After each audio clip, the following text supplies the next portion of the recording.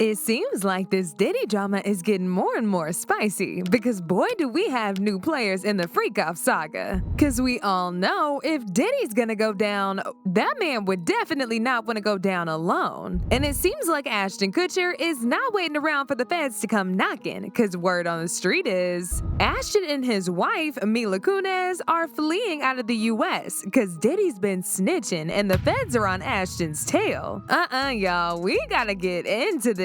Cause the tea on the table is Ashton Kutcher is paying in his pants cause Diddy finna turn him in. And get this ain't Ashton's first rodeo being friends with a deviant, because there was another one of his associations, Danny Masterson, who's currently serving 30 years in prison. So last year, Ashton and his wife Mila Kunis got collectively roasted by the internet because the couple shared letters of support for their former co-star on That 70s Show, Danny Masterson, and they pleaded for the judge to show leniency before he was sentenced to 30 years. Now y'all, don't get me wrong, cause I'ma support my friends, but when that friend is a R-wordist and you still supporting him, it says a lot about your character. But apparently Ashton and Mila did not get that memo because they boldly came out online and posted letters in support of Danny, who R-worded 2 women and essayed several others. I am writing this character letter on behalf of my dear friend Danny Masterson, with whom I have had the privilege of sharing a significant part of my life. My name is Mila Kunis. I first met Danny during our time working together on That 70s Show, and from the very beginning, I could sense his innate goodness and genuine nature. His genuine concern for those around him and his commitment to leading by example make him an outstanding role model and friend.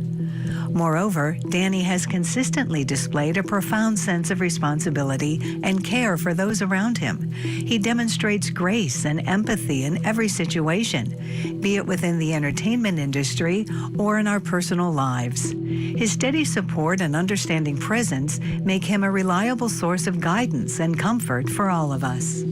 In conclusion, I wholeheartedly vouch for Danny Masterson's exceptional character and the tremendous positive influence he has had on me and the people around him. His dedication to leading a free life and the genuine care he extends to others make him an outstanding role model and friend. Sincerely, Mila Kunis. My name is Ashton Kutcher. I'm an actor, investor, philanthropist, and most importantly, a father.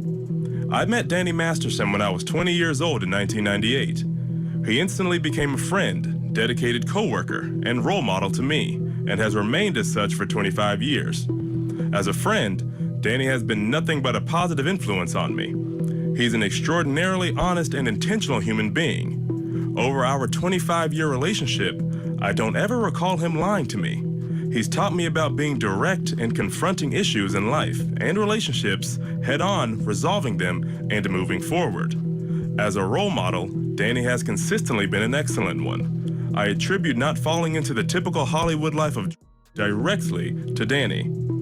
He has always treated people with decency, equality, and generosity. While I'm aware that the judgment has been cast as guilty on 2 counts of by force, and the victims have a great desire for justice, I hope that my testament to his character is taken into consideration in sentencing. I do not believe he is an ongoing harm to society, and having his daughter raised without a present father would be a tertiary injustice in and of itself. Thank you for taking the time to read this. Best, Ashton Kutcher. But y'all know how the internet is. They came for both him and his wife together and dragged they all the way from their houses in Hollywood to the ends of the earth, because they had to come online and apologize to everybody. We are aware of the pain that has been caused by the character letters that we wrote on behalf of Danny Masterson. We support victims. We have done this historically through our work and will continue to do so in the future. A couple months ago, Danny's family reached out to us and they asked us to write character letters to represent the person that we knew for 25 years so that the judge could take that into full consideration relative to the sentencing. The letters were not written to question the legitimacy of the judicial system or the validity of the jury's ruling. They were intended for the judge to read and not to undermine the testimony of the victims or re-traumatize them in any way. We would never want to do that. And we're sorry if that has taken place. our heart goes out to every single person who's ever been a victim of sex. As far as apologies go, that one has got to be the most superficial one, because it really seems like they was just doing it against their will. And y'all know the craziest part about Ashton? He's the chairman of an anti-child SA organization. How you a chairman of such organization and plead for a lighter sentence on an offender? Now after this, he had to step down as the chairman, and eventually people moved on, and Ashton was able to take a breather, but not for long, because another one of his little friends is about to get him into another issue that might buy him a couple years at that Boston prison. Because word on the street is Ashton is doubling down on their plans to leave the US because he had been playing around with the oil lord Diddy for over a decade. It's no news anymore because Diddy gonna be singing like a canary soon in that Boston prison. They even got a list, and anyone who's as much as showed they face at any of his parties is gonna be answering to the feds real soon. And unfortunately for Ashton, he was the most active member of the party. Allegedly, Diddy was the one who reached out to Ashton, and y'all know how it is once Diddy reaches out to you. No is not the answer he gonna take, and you automatically sort of become his little groupie. Cause soon after, Ashton was seen everywhere with Diddy. Ashton even got invited to Diddy's infamous parties, but when he was asked about the party, I could swear I heard that man's heart rate go up. He legit froze. He said he has a lot he can't tell. Diddy party stories, they're our favorite genre of anecdote, if you have one, yeah. Wow, okay, I've got a lot I can't tell. So, can't tell that one either. I mean, I'm like actually cycling through them.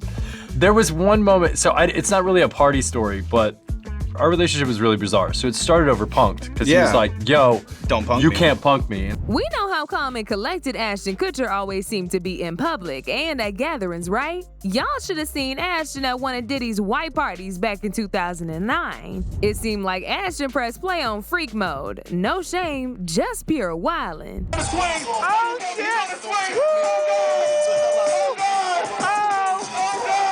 Oh, but it gets even messier, because Ashton himself said he's never attended any of Diddy's freak-offs, just the parties. Now get this, Ashton and Diddy were real tight friends. Ashton even influenced Diddy to run for the New York Marathon. That's how close they were. He was so upset over the fact that he got skunked on this run. That year, he decided to run the New York Marathon. And so he just started immediately training for the New York Marathon. I like that, bounce back. Well, he just can't lose. Even when he's that close to humility, that like, it becomes a driver, and so then he went out and ran the New York Marathon. What are the odds that Ashton had never once heard of these little freak-offs that were happening for over 20 years at the after-parties? And those of y'all that think maybe Ashton is being paranoid for nothing, well, he has a valid reason to be scared. Because before Diddy's house was raided this year, Ashton was already expecting a subpoena from the feds. So getting cozy with Diddy is him literally fast-tracking his ticket to a deeper mess. But while I'm here analyzing the drama, Ashton and his wife lying through their teeth. Talking about they had such a good time in Europe, so that's where they want to move to. I mean, this ain't the first time his family is going to Europe, so why now? All of a sudden, Europe is the perfect haven to raise their kids in. More like the perfect haven to run away to. Now, they might say the devil works hard, but I can assure you that Ashton Kutcher's PR team works even harder. Because the way these dudes are dishing out anonymous statements, it just seems even more suspicious. Well, this anonymous source said, Ashton regrets his friendship with Diddy. He feels lied to, betrayed, taken for granted, and manipulated. That same anonymous source went further to say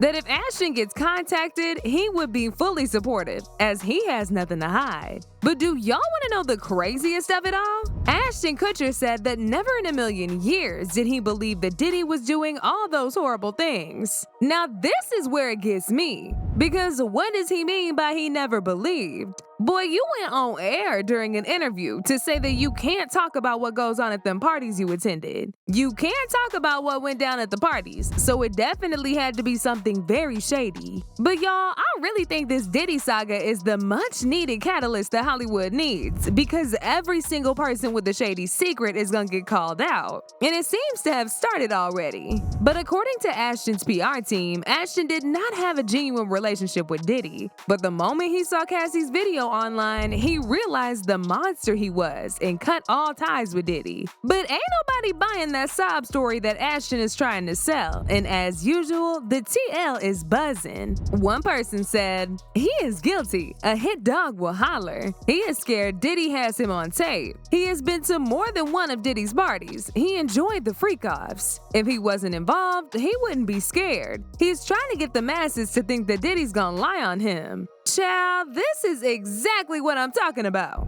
Another person said, "He tries to call all these parties weird. Sounds like Ashton is trying to save the rest of his since his other best friend had to borrow some of it in jail." I mean, I can't help but to think the same. He's definitely trying to save himself, cause you don't go running when nobody is chasing you. So dude must have some pretty big skeletons. But now I wanna know your thoughts. Is Ashton running so he can flee the feds? Y'all been knew what to do. Let me know your thoughts in the comment section down below. And don't forget to click here to watch this other very messy video.